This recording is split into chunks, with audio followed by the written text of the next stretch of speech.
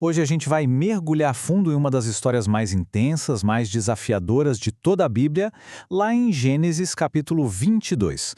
É uma história que fala sobre os limites da fé, sobre o que é obediência de verdade e sobre a misteriosa providência de Deus. E olha, é uma história que mexe com a gente até hoje. A história já começa com essa ordem que é um soco no estômago, né? É chocante, é um paradoxo. E cada palavra parece ter sido escolhida a dedo para deixar tudo mais pesado. O teu filho, o teu único filho, aquele a quem amas. É um comando que parece que anula tudo que Deus já tinha prometido para Abraão. O cenário está montado para um teste de fé numa escala que a gente mal consegue imaginar. Então, para a gente entender a profundidade desse momento, a gente precisa parar e pensar o que estava em jogo aqui. Porque não era só a vida de um filho, era o futuro de uma promessa divina inteira. Isaac não era um filho qualquer, de jeito nenhum. Ele era o filho do milagre, sabe? Nascido quando Abraão e Sara já não tinham mais idade. Ele era o herdeiro exclusivo da aliança de Deus. Sacrificar Isaac significava, para qualquer pessoa olhando de fora, sacrificar a própria promessa de uma nação inteira. Era como colocar a própria palavra de Deus ali, no altar do sacrifício. E para entender a intenção por trás disso, é fundamental a gente olhar para a palavra hebraica original usada para provar, nissá. Isso não significa uma armadilha para fazer a pessoa cair. Pelo contrário, a ideia é de um teste que vem para revelar, para mostrar a qualidade, a profundidade da fé de Abraão. Era uma chance de a confiança dele ser de fato provada. E a resposta de Abraão é tão surpreendente quanto a ordem que ele recebeu. Ele não discute, ele não questiona, não tenta negociar uma saída, ele simplesmente obedece.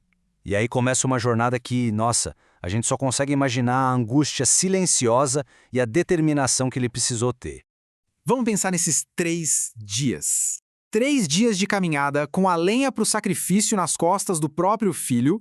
Essa jornada longa, solene, ela sugere uma confiança absurda, uma fé resoluta, mesmo sem entender absolutamente nada. Abraão age confiando só no caráter de quem deu a ordem.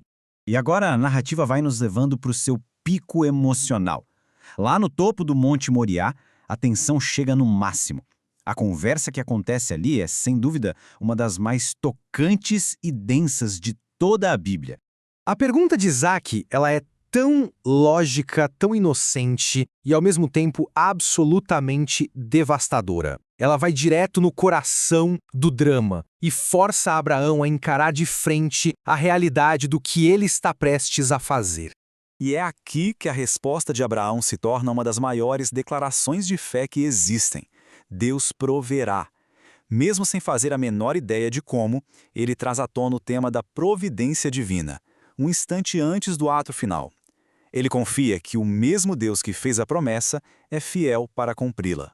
A narrativa agora anda em câmera lenta, focando em cada gesto. Abraão constrói o altar, ele arruma a lenha, ele amarra o próprio filho e o coloca sobre a madeira, e então ele levanta a faca. Cada passo desses mostra um compromisso total com a obediência e revela o peso esmagador daquele momento. A entrega foi completa.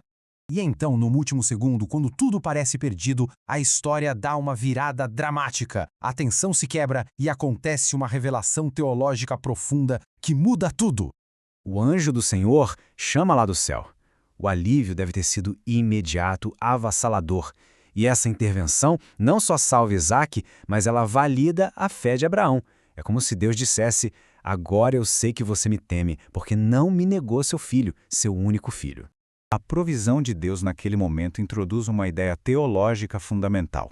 Ele providencia um carneiro preso pelos chifres num arbusto. E esse é o princípio do sacrifício substitutivo, um inocente que toma o lugar do outro. Esse tema vai se tornar a base de todo o sistema de sacrifícios de Israel. Para marcar esse momento, Abraão dá um nome àquele lugar, Yavá-Jiré, que quer dizer o Senhor proverá. O nome ecoa a declaração de fé que ele fez a Isaac e se torna um memorial eterno da fidelidade de Deus, que aparece com a solução bem no momento da crise. Mas a história não acaba com o alívio lá no monte, não. O impacto da obediência de Abraão reverbera através das gerações, transformando o futuro de um jeito radical. Por causa daquela obediência, Deus não só reafirma, mas expande as suas promessas. A bênção não seria só para Abraão. Ela se estenderia para uma descendência incontável e, o mais importante, se tornaria um canal de bênção para todas as nações da terra. A obediência de uma pessoa abriu um caminho de graça para todo mundo. Para a teologia cristã, essa história é vista como uma sombra, uma prefiguração poderosa do Evangelho. E os paralelos são de arrepiar, né? Pensa bem, um pai oferecendo seu filho amado na mesma região onde Jerusalém seria construída, e a provisão de um substituto, apontando diretamente para Cristo, o Cordeiro de Deus, que séculos depois se tornaria o sacrifício definitivo.